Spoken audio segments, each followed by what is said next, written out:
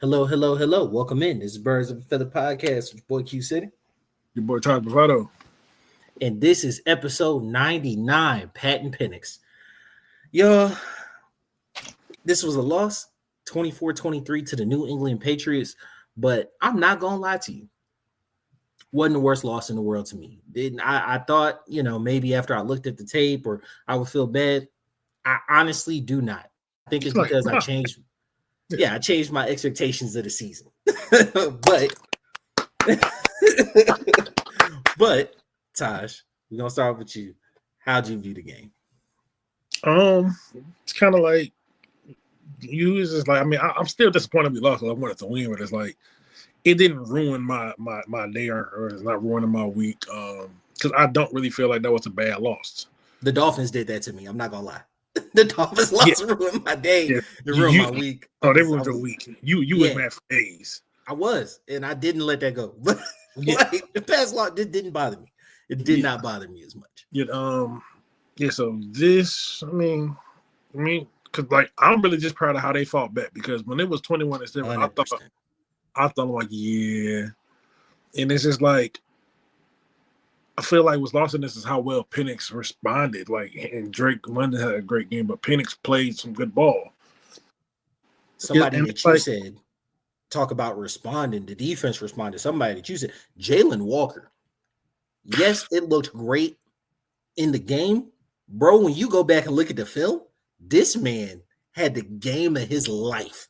You understand me? Pierce can't say the same, but we could talk about that later.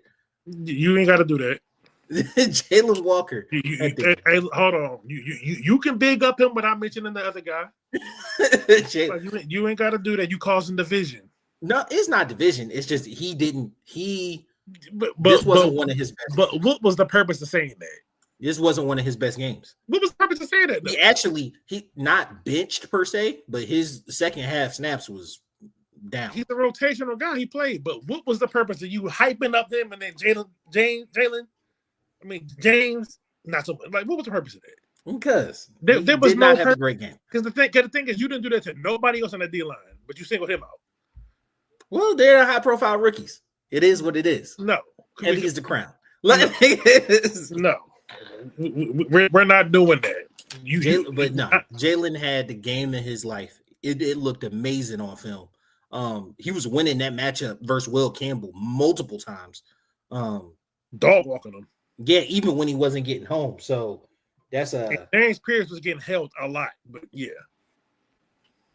I mean, the whole Patriots O-line was holding. But it's good old Foxborough refereeing for you, right? Like people talk about, we'll get to the clap. That we'll get to that. But like it was refreshing. It was very refreshing to see this be the game that we put on film after 2 weeks of really mediocre football, for lack of a better term. I'm not gonna really count the Niner when it's mediocre. I mean, that's still a quality team. Could they perform better? Absolutely, but I'm neutral on that one. I think we were close in that game, but I can't say that the offense this week looked way better than it has. Penix's last win was the Commanders. The offense looked pretty decent, pretty good. But the Commanders might be cheeks. That was his last win. Yeah. Pretty sure it was the Bills. We played the Commanders after the Bills, didn't we? Oh, we played the Bills, and then we went Niners. Yeah. So his last one was the Bills, and that was a Bijan crazy game. Yes, it was. Yeah, because then we went to San Fran and basically got the Bijan game put on us by Christian McCaffrey. But the offense didn't look great against the Niners. It looked absolutely putrid versus Miami, but Penix wasn't playing. If you take Penix's last 4 games, he's put together a body of work. Yeah, 7 this is his 11th start. 7 touchdowns, 1 interception, completing 62% of his passes, got 1,300 yards? Right around, and he's got 2 turnovers because it's 1 pick and 1 fumble. So, like, on the season, he has 8 touchdowns, 3 picks. I mean, I wish the touchdown number was a lot higher, but I'm satisfied with the picks. Because, like, he's got throwing over 200 yards a game. He's averaging, like, 240 yards a game. Yeah, and he's got nine total touchdowns, 5 total turnovers. I'm completely fine with that 11 starts in, especially because those turnovers are, like, 2 of those turnovers are fumbles. And, like, not that I'm happy that he's fumbling the ball or anything like that, but, like, though, to me, those are random. Fumbles are fluky. Because you can fumble in, like Bijan, your ball hits your knee and, you know, the other team pounces on it. Bam. Yeah, you got a lost fumble. Or you could be like Drake May, who literally just dropped the ball in the pocket and then laid down on it. And it's like nothing comes of that play. You know what I'm saying? Well, so he actually, like, Drake May has a lot of Josh Allen to him in more ways than one. Boy, early Josh Allen too. No, not even earlier. That's like last year, like the last couple of years with the fumbles. Josh Allen will fumble. He's gonna fumble. And like throwing the ball, he's a little more safe. When I tell you, he had so I have a Patriots fan pretty close to me in life, and we were talking back and forth. He's trying to talk some smack about the win, and I was like, y'all scored 3 points in the second half. First off, y'all scored 3 points from 2 minutes and like 30 seconds left in the second quarter on. Y'all scored 3 points. That's 1. 2, Drake May made 1 good pass in the second half. 1 along the sideline to Stephon Diggs. Other than that, dink and dunk and patented Josh McDaniels pick play to end the game on JD Bertrand. That wasn't even a pick. I looked at it. There was no pick. He didn't get touched. It looked like a pick play. He didn't get touched. He didn't get touched, but like they ran toward him. It made him redirect. It was 2 slants and a flat route. He didn't get touched. He was like, but like that wasn't a pick. He just played bad football. Yeah, and because calling it a pick when he got caught up in the pick, he didn't even get touched. He ran into a ghost and like, oh. Well, he tried to avoid, like they ran clearly at him to run a pick. He avoided it. The thing is, he avoided the wrong way anyway. Yeah, it wasn't his finest play, and we'll get to him. That's not a pick. That was just bad football. Yeah.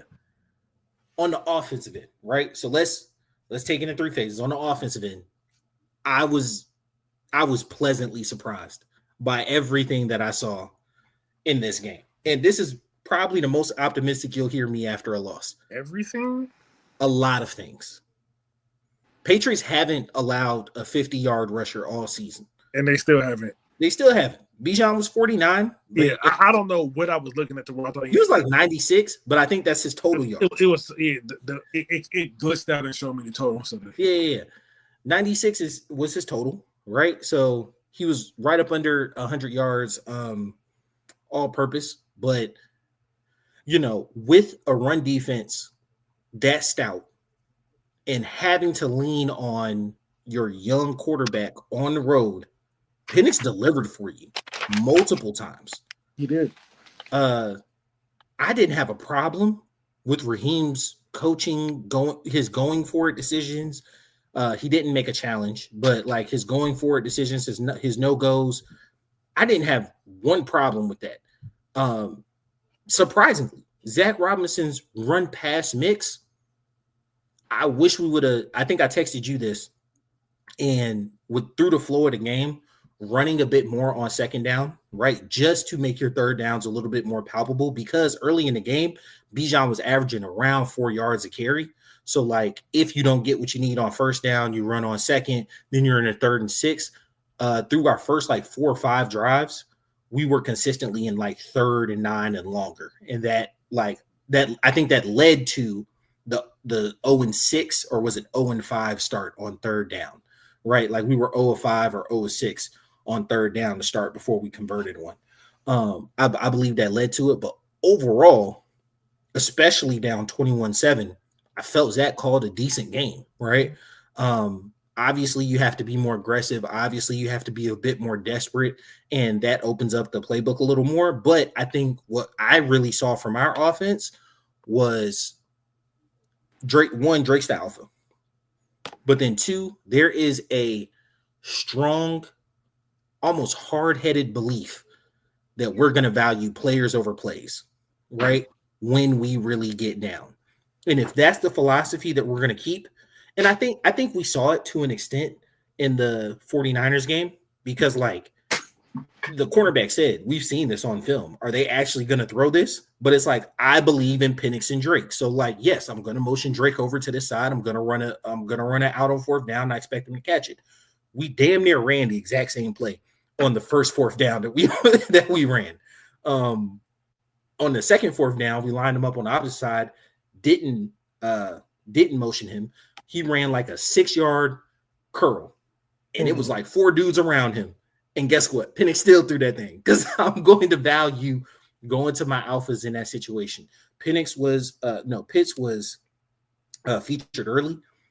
Yes, they kind of won him. One thing I can honestly say, looking at the film, his effort level on running routes did not decrease. And he only got one more target after his last reception. He only got one real target. He had 2 more targets per se, but like only one was an actual real target after that. And he was running. He didn't really get open like that. They started bracketing him, I'm guessing, because we're just going to let Drake single up, especially because we believe in Gonzalez, and we're going to take away Pitts as an option, especially when you saw that Penix was kind of using him as a safety net. A lot of checkdowns to Bijan. Algier wasn't overly involved in the game, but overall, offensively, that was not a bad game for me, especially against a really good well-coached defense. What did you see on the offensive end that maybe gave you some good or gave you some pause? I mean, the offense, they showed me a good performance. I just have more concerns about what's going to look forward, like with the O-line. Like, both your guards got hurt. Jake Matthews is already dealing with the ankle injury. I mean, he's Iron Man, so he'll be fine. So I gotta ask you, because I know you're really plugged in, bro. Is it Lindstrom or is it Bergeron? Who's hurt? Because we signed a dude from the practice squad. I won't know till tomorrow. When they signed a dude from the practice squad up, bro. Yeah, I have no clue, but signing that dude is not a great sign. I'm going to lean that it's probably Bergeron, since he got carded. Yeah, that's not great. Because, I mean, I think me and you kind of discussed this when we were talking about Terry last week. I think Bergeron's been well enough to get a second contract. Yeah, not top of the market. Mid to low tier starter. Yeah, not top of the market. And,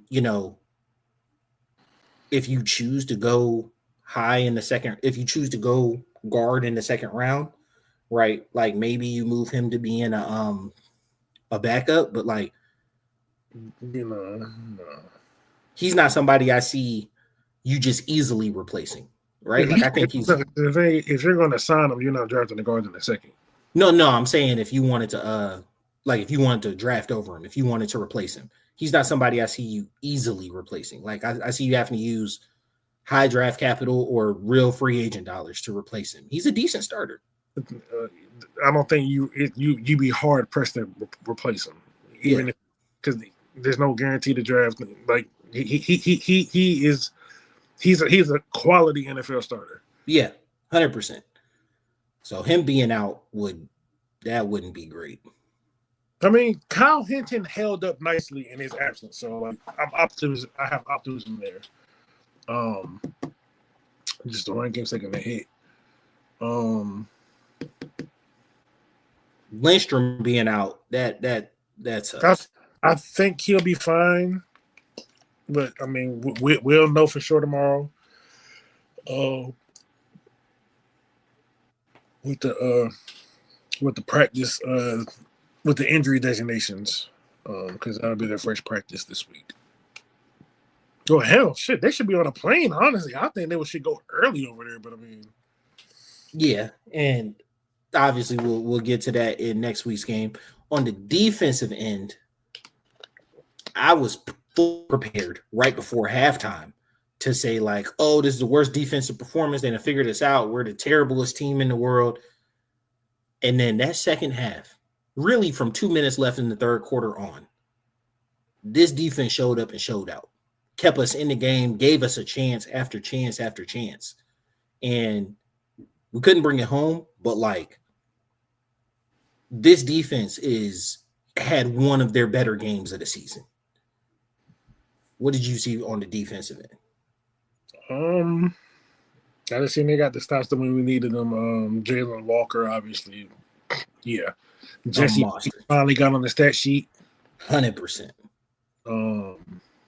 And like you said, it was just a missed throw. Like he just it sailed it, but it sailed on him. Yeah, all quarterbacks miss throws. But I mean, Jesse basically able to take advantage of that. So they forced turnovers. I can't be mad at them because it's just when you look at it like from the spectrum, because I think the Falcons made history. We're the first team in NFL history. It may not be the first team, but it is definitely notable. We won the turnover battle. No. If you're saying what I think you're saying, teams in this situation were 66-0. Yeah. Go ahead. So we were 2-0 in the turnover differential. Mm-hmm. Had 6 sacks. Mm-hmm. And one time of possession. Yeah, one time. Like we literally dominated everything except for third downs. We were 1 for 10 on third downs. Yep. Teams in that situation were 66-0. It was like 2 other things, and I remember looking at that and one of the comments being like, "Nobody but the Falcons." Falcon way to lose. That ain't nothing but the Falcons. Yeah, nothing but the Falcons, and it's not a lie. It's one of those things where it's like, damn. And I don't know. Maybe I would come and be like, yo, damn, if we can't win this game, what game are we gonna win? But I think, like I spoke on, my perspective has shifted, right? And I think another part of my perspective shifting was the special teams, right? So we missed a field goal. Couldn't take the game into overtime. To be honest with you, had we got in the field goal range, I don't know if he would have trusted him to make that kick. If he would have made that kick, if it was a fifth, we'd all be drunk. You know what I'm saying? The return game was pretty decent for a good bit of the day. Nothing to write home about, but they didn't put us in bad field position situations. But John Parker Romo was cut, right? His dead cap. Yes. His what's it called? People were talking about, oh, we signed him to a 2-year deal. Like, bro, it's a rounding error. Like, yeah, like it's fake money. I promise it's okay. We lost no money doing that. Zane Gonzalez. All right. So, not in non-injury designation. How many times teams have made the playoffs cutting 2 or more kickers in a season? Probably not a lot. It's like 15%, bro. It's like 15% of teams ever make the playoffs once they cut 2 kickers. Right. And like special teams is one of those things where it's like it's such a small part of the game, but it's such an important part of the game. Right. Like once you're kicking, because we also like let go of our long snapper on the practice squad. We let go of another piece of special teams, but we're kind of overhauling that position. Right. And it's Band-Aid fixes, to be honest with you. Our kicking game is just not there. And that's just what it is. And if you don't have a kicker, if you are literally missing a third of your team, you're not going to have a great season. Are you going to eke out some games? Absolutely. But like most NFL games are 1 possession games. Like an overwhelming amount are 1 possession games. Your math is going to be off because you're going to get 6 points instead of 7, or you're going to swear you have 3 points in the bag and then you don't. Like, it's part of the game. People like, oh, Zane Gonzalez has a lower field goal percentage than both Koo and John Parker Romo. No shit. That's why he was a free agent. That's why he was a free agent or on a practice squad, bro. Like, that's the reason for that. Like, yes, he has a lower percentage. Nobody wanted him to kick. Like, you got to try somebody different. You can't cut Koo after the season he had, right? The 79%. With Romo. Yeah, the 79%, and you keep him coming into the season, and then you cut him after missing an extra point that would have took you to field goal that would have won you the game, or would it put us to overtime? Overtime. It would have put you to overtime. You cut him after that. Romo gives you 5 kicks the next week. You sign him long term and whatnot. He misses, was it 2 field goals versus the Patriots or versus the Panthers, or was it just 1 field goal versus the Panthers? True, I believe. He missed 2 versus the Panthers. Then he misses an extra point to send you to overtime. You got to get cut too, just for consistency purposes. Like, not anything against him. It's just like Jabari Smith Jr. Shout out, my boy. Shout out. Because he put up the tweet and he was like, I do him like you did my boy Koo. And I was like, oh, you're a fan of this poverty franchise too. I appreciate you, big dog. He's from here, I believe. He is from Atlanta. Yeah. He went to Auburn, but he's from Atlanta. And they sure did. They cut him just like they cut Koo, bro. Like, that's what happened. So get Zay Gonzalez. Hey, bro, once you start getting on the 3rd or 4th kicker, like, it's one of those positions. Like, do I feel like we need to spend actual free agent dollars to get a kicker this season? I don't know. Do we need to spend draft capital to get a kicker? I don't know. What does actual free agency dollars look like for a kicker? Because good kickers aren't available. Yeah, and great kickers command like $4 million.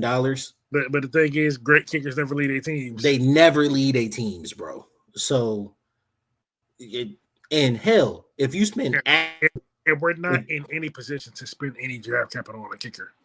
And even if you do, Moody was a 3rd round pick, right? Borey August was a 2nd round pick. Tampa Bay, just 2nd round, cut him.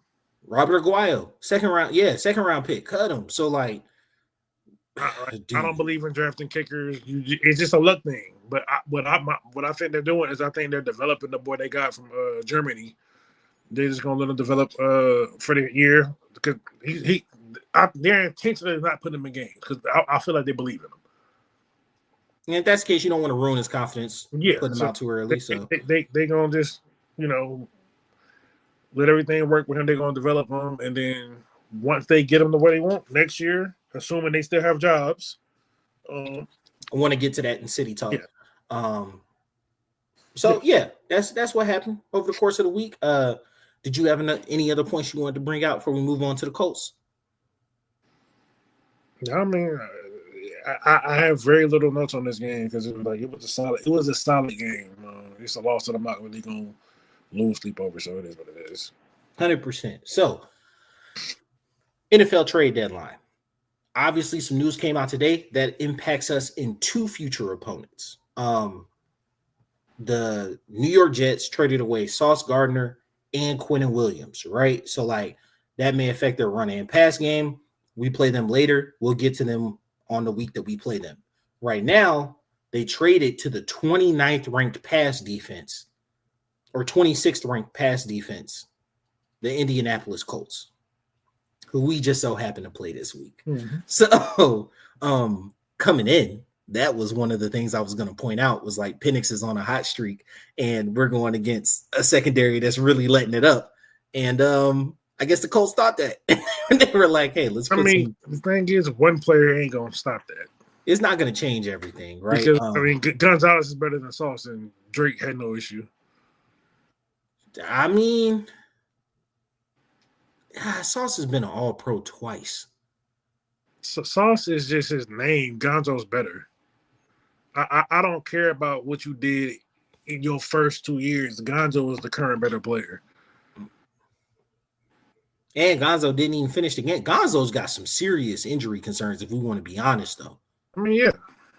So, like, part of it, best ability is availability. But the thing is that Sauce is a penalty merchant. Sauce will get he will get called for passing. Because here's a popular thing that actually kind of holds some truth. Like Sauce was getting hit with hella penalties because the Jets weren't winning. When they was winning, people was ignoring all that shit. When they started losing, them flags started coming. I mean, because he is very handsy. He will, but he usually does his work. He does a lot of his work early and at the line, which I think him and Drake at the line fighting is gonna be nice to watch. Like, I think that's a matchup I want to see. But I think to the point that you pointed out, is Sauce even gonna play? Right? I'm pretty sure if he does, if he does, what does that look like? Because you asking a lot. Because the dude, like, he didn't even he probably not he might be in Indianapolis right now, or he might be heading on the, like, I don't know what the travel plans is, but like dude's in New York, find out he get traded about 11 o'clock, 12 o'clock.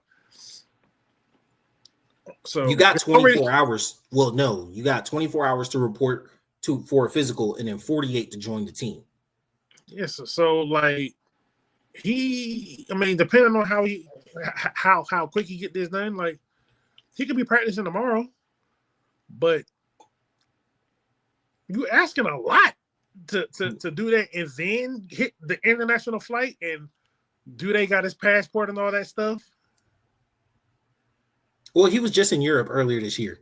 Yeah, but do they have his passport and stuff? Because they got to book all of that. That's a lot to handle last minute. I mean, it's not a lot. People get paid for this, so it's not. He got the credentials to get over there, obviously, but there's just a lot of stuff involved. So you got to go to your first game with the new team in the same week, and you got to go to Berlin. Germany. Berlin, Germany. Yeah, it's Berlin. Yeah. But yeah, that's a lot. So he don't know none of the plays. Just like, oh, hey Deutschland, you guys listen to the pod. Appreciate y'all. I'm guessing because you knew the Falcons were coming this season. So shout out to my Germany fans. Oh, I didn't know what the word you was talking about. Deutschland is whatever. Anyway, don't worry about it. 9. Anyway, that is a lot. That is a lot that you're asking for somebody. And then another point that you brought out, they would have to probably, it's not like defense is super complicated, right? But like there's certain looks you probably aren't going to be able to give when you have somebody brand new in that you're relying on a lot. Sauce, he travels when he wants to, but like, no, he don't travel what he wants. He travels when the team wants him to. Yeah, like for the most part, he's fine standing on one side. I think it would be interesting if he played. I just want to see the matchup between him and Drake. I think that's going to be fun. I want to see that. Drake can't work. Oh, of course not. Of course not. Especially after the big day that he had. If you look at the Colts offensively, what problems do they present? They are running the ball. And if you want to say in the first half specifically, something that absolutely killed us was our inability to stop the run. Now, as Taj corrected me on early in the season, one of the points that we talked about where we was going to stop the run on the way to the pass, right? On the way to pass rush. Well, we're not stopping the run, and that's not putting us in pass situations. Teams, the last 3 teams have really been able to control the game by running the ball on us, right, for extended periods of time. I'm actually kind of worried about Jonathan Taylor coming in because he has been on a ridiculous pace this season. I don't see us being able to stop him, but can we make it difficult for their offense? Their receiving weapons are right? And they just lost one. So 4th receiver. So yeah, it's what are we really looking at? Obviously, this is a run-powered team. Daniel Jones, I'm not overly worried about his mobility because we have shown multiple times this season we can handle mobile quarterbacks. he gets out moves a bit, but he's doing most of his damage from the pocket this season. I mean, he does run. We've handled mobile quarterbacks pretty well this season. I mean, we have. I'm just saying it ain't nothing. It ain't nothing to not worry about because I mean, we haven't got overly killed by mobile. Hell, the quote unquote immobile quarterback was the one that killed us, Mac Jones, with his late scramble. Like Baker. I mean, all these quarterbacks got their runs off. Like even Drake May. Drake May, Josh Allen. It's just they don't want to run, but it's just like Daniel Jones in terms of athleticism is in that Drake May and Josh Allen combo. So it is something to be wary of at least. It ain't nothing to say I ain't worried about it. Honestly, since Baker broke that big one off, and who was in the hole and missed? It wasn't Bowman, it was the other one. Because we came on the pod and talked about it. Just missed Baker in the hole, and Baker like got a big runoff. Since then, we've done a pretty good job of containing mobile quarterbacks. Josh didn't have any super big runs on us. Drake didn't have any super big runs. Now he busted the 15-yarder. That's what I'm saying. You break the pocket and get out there. All right, cool. But just like Baker had like a 30-something yarder on us, we haven't even allowed that. Mobile quarterbacks have not been our issue this year. Just saying, it ain't never nothing to say you not worried. Honestly, our biggest Achilles heel has been stopping the run, and then freaking. I'm not going bag on the guy, but just I would say as a totality. I'm not saying his name. I'm not giving him no airtime on this podcast. Like our linebackers in pass coverage has not been the best. The less pigmented, the less pigmented. Guardian Cat Bandit.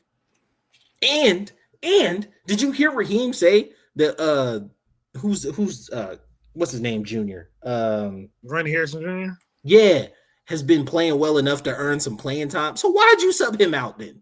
Like in that situation. He was like, yeah, he's really, pressing in and playing some time. But I think that goes back into the point that, we had discussed with Terry, where it's like, you're drafting for 4 different defensive coordinators. Everybody's going to want something different. Everybody's going to call something different in those situations. I mean, the thing is, as a linebacker, the coverage don't change no matter what you do. That was a simple man. That was a simple man concept. That dude ran into an imaginary pick and panicked. I think he was anticipating the pick and trying to sell the contact. Bro, if you look at it, he was trying to. It looked like he was waiting for contact. I need my linebackers to be linebackers, not actors. Yeah, I feel you. Run through them. It's the receiver. Run through them. Yeah. I don't think you like, oh no, the receiver's going to hit me. Run through his ass. Yeah. But if you create that contact, it's 15-yard penalty.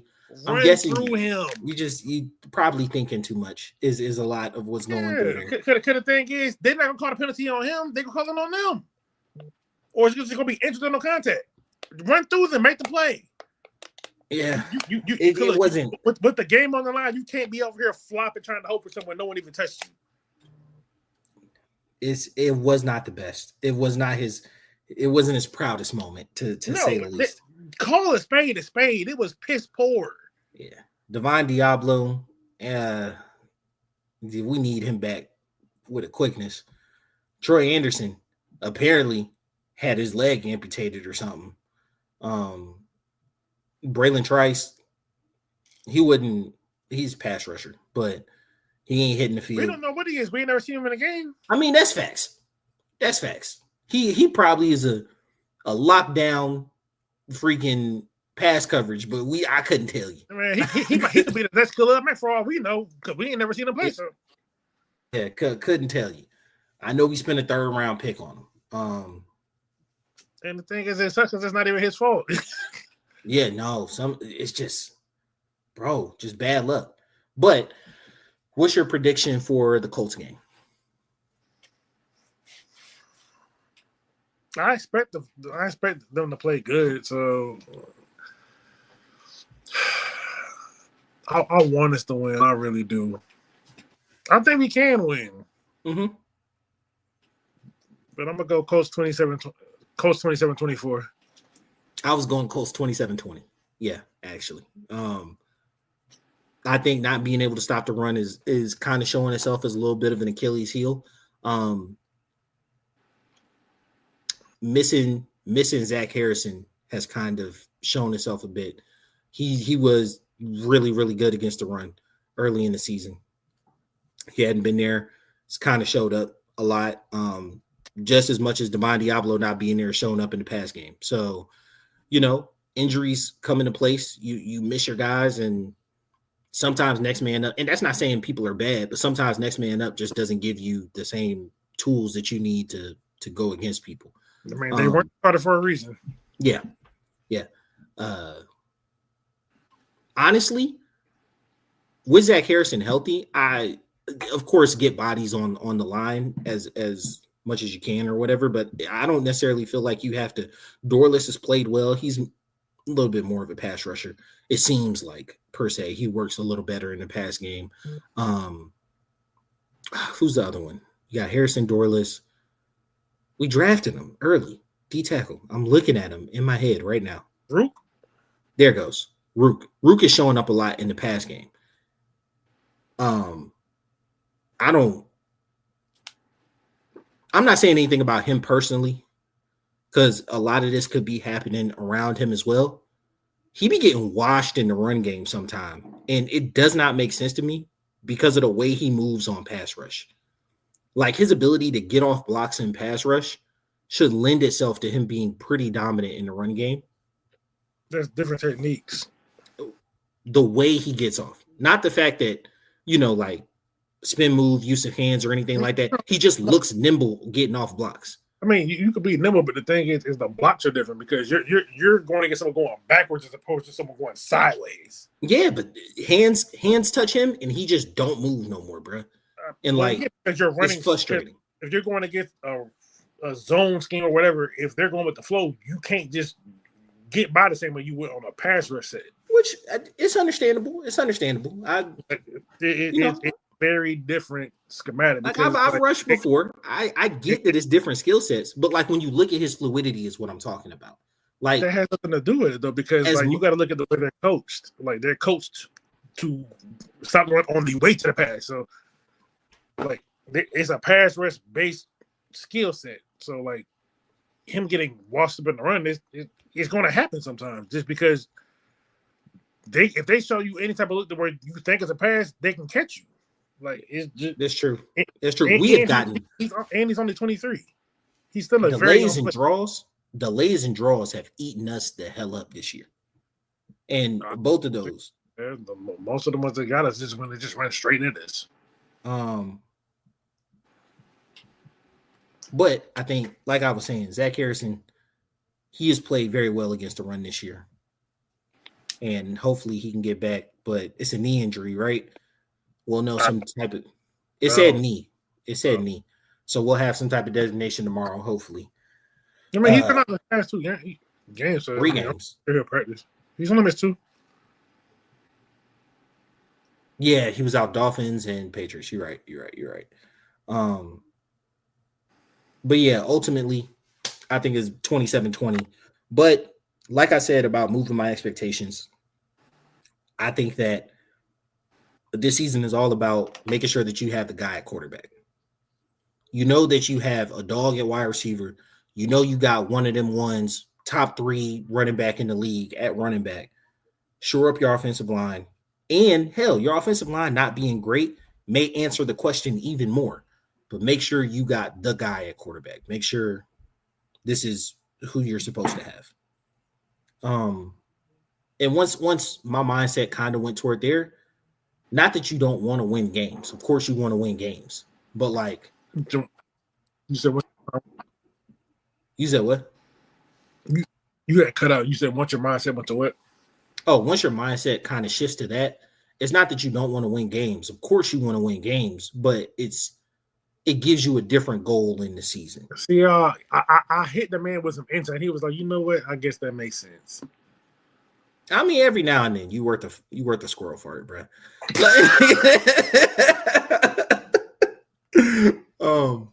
All right. So going on to in division, we had some divisional moves. So the Saints 1-8 on the season right now. They moved Raheem Shaheed to Seattle, but they're Seattle is finna be a problem, bro. Ain't no finna be. They already are. Yeah, see, Seattle is the whole NFC West. Honestly, is looking kind of scary. That boy's ASC and cold. Did you see the route release he hit boy with? Hit him with the huh. Dude went that way. He was like, "Hey, we still score this, so it's cool." I say, boy, you could have drove a truck through the amount of separation he created. He almost got 1,000 yards. I think he's at 958 right now. That's boy different. That boy different. Yeah. This season, best wide receiver. Yeah, he's the best wide receiver this season. Is he the best wide receiver in the league? I have a hard time with Jamar Chase and Justin Jefferson. It all comes down to your preference. Yeah, but when it comes down to receivers, like there's a generalized list of like the 10 guys, but it's like maybe about 5 to 7 of those are locks, and then the other 3 just depend on your preference. Yeah, he's moved in the lock category. Yeah, you don't mention best receivers in the game without mentioning him. Then third in the division is us, 3-6, or 3-5. Not gonna count that on us. 3-5, lost to the Patriots. Carolina, 5-4 right now, with a win against the Green Bay Packers. If you listen to the betting pod, you'd have made some money because Taj called that one. I only called 2 of them. The other 3 was wrong. But hey, look, take your wins. But yeah, he called that one. And then leading the division right now is Tampa. Not gonna lie to you, probably didn't they? Yeah, Tampa was on a bye. But they're still leading the division because same amount of wins. I'm just same amount of wins, 1 less loss. So, but Tampa, they've got some people coming back, but they have been hit with the injury bug as well a good bit. I think it's going to be interesting coming down the line. I'm not here to just slander Bryce Young. He still hasn't looked great, but they're winning. And so, winning solves a lot of things. I think Vrabel had a great quote, which was, let's learn from it in victory so we don't have to learn from it in a loss. And sometimes that's all it is, bro. Like, he's talking about Drake May having a terrible second half performance, but it's facts. So now I wanted to get to City Talk, right? And I really only have one topic to discuss, unless you got something else, Taj. But I feel like this will take us all the way through. It was, but it all kind of puts into one conversation, right? People were like, "Oh, the Falcons aren't super active during this trade period," right? And I think that speaks to the fact, as a GM, if you don't have a lot of security, it can push you one or two ways. You can be ultra aggressive because I ain't going to be around to see if this goes bad, or you can be ultra conservative because I don't want to make the move that costs me a job.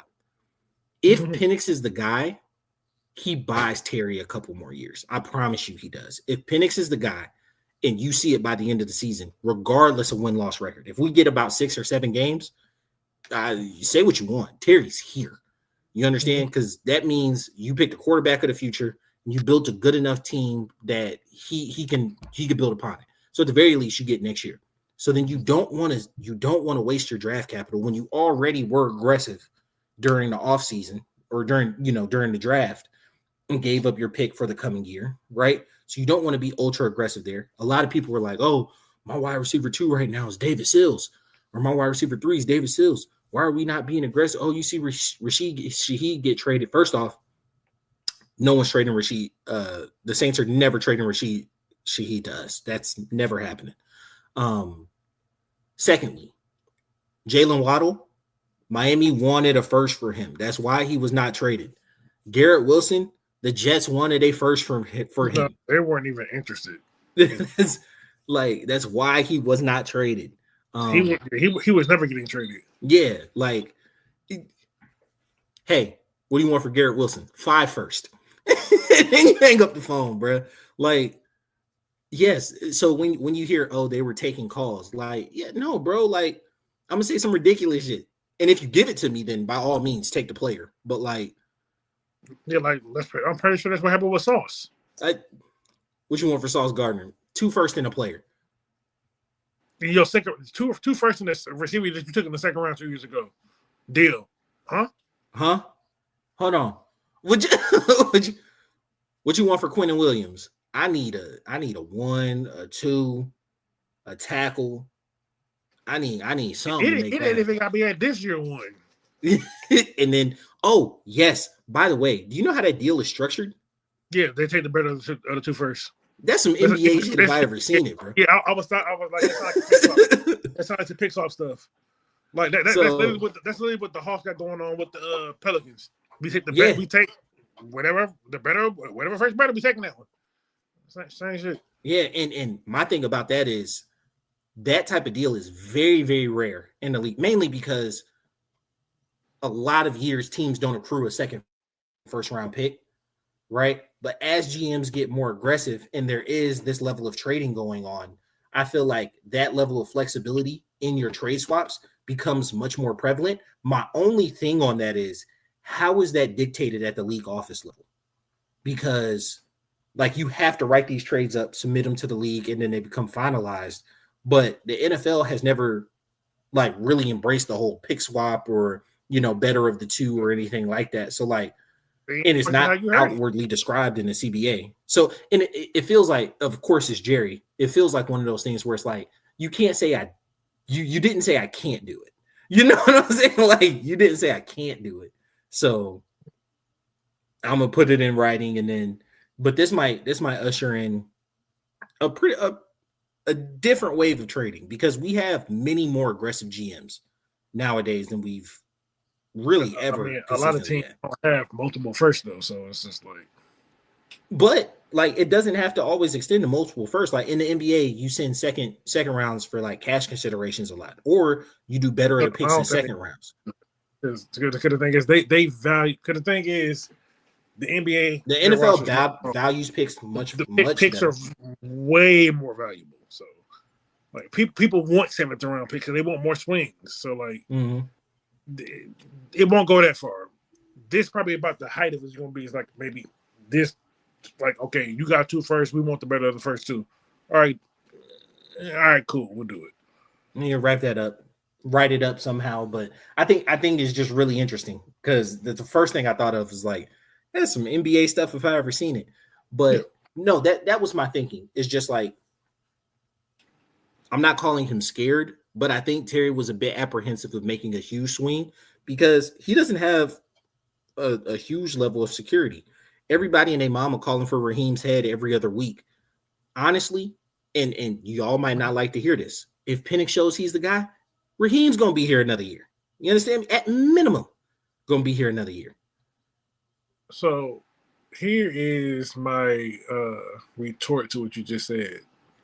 Terry ain't never traded on the trade deadline in 5 years, so it's a non-story.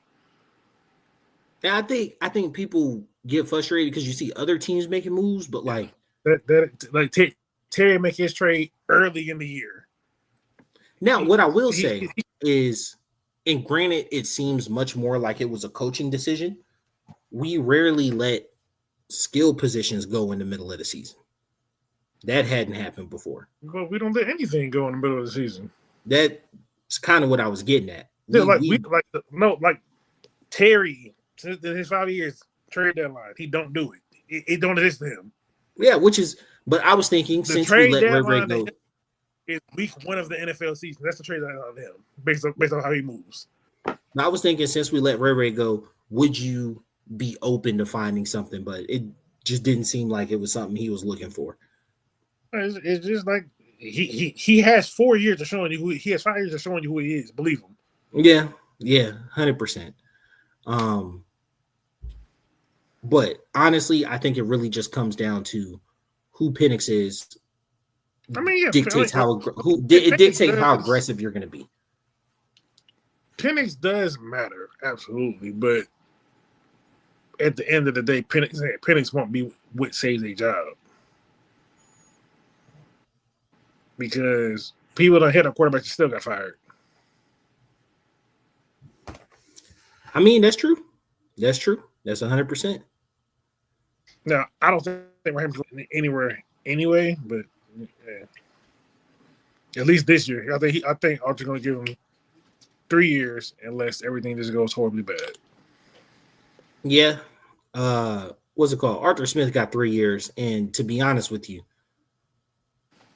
you know what? There was a lot of hope going into that 3rd year. I can't really say that because the thing is, it's the innate nature of a fan. Most fans are going to have some glimmer of hope. They're going to try to talk themselves into it some way, somehow. It's just the nature of the beast. Browns fans know what's up. I respect Orange because he comes in every season knowing. Yeah, okay, but that's like you know person. But the thing is, there's a Brown fan somewhere talking about, we may get the playoffs. Dylan Gabriel and then Shadur's going to take us to the playoffs. Yeah. Like, there's delusional fans in every single fan base, and then there's overly dramatic fans in every other fan base. Like, you got Steelers fans wanting Mike Tomlin fired for what? They're 5-4 right now. They're fine. Trust me. I'm tired of making the playoffs and losing in the first round. You rather not make the playoffs for 7 years? Yeah, not like I got a friend. He's a Steelers friend, and he's always talking about, man, I'm tired. I said, I have no sympathy for you. I ain't made the playoffs since 2017. I don't care about your pity. I have no pity for you. I ain't got no tissues, no nothing. So overall, I think that not moving on the trade deadline wasn't the worst thing in the world.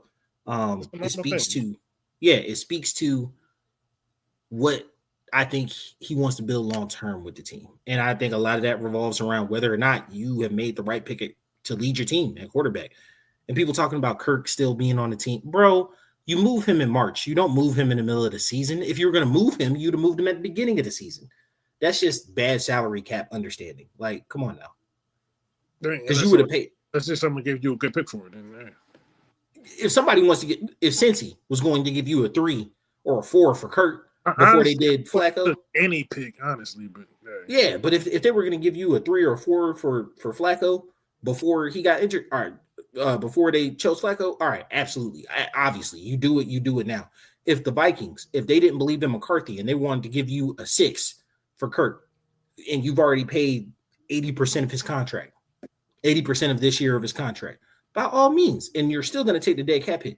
But like moving him at any point in these first 9 weeks was still going to incur you the same dead cap that you were going to have back in March. And the only difference now is you paid 80% of the contract, so you might as well keep him for the season. I mean, if nobody's going to give me a draft pick, I'm taking a draft pick. But yeah, it worked out that way, so it don't matter. All right. You guys follow us on all social media platforms at BOAF Media. I appreciate you guys. We're on to Berlin. We'll be going live after the game. Stick around for tonight around 8:30 Central Time. Was at 9:30 Eastern Time for the live reacts for the Hawks. I'll be there. So I appreciate you guys. As always, hit the DMs or hit the chat, and we'll be available to answer anything in City Talk. It's been your boy Q City. Your boy Ty Bravado. We out. Peace.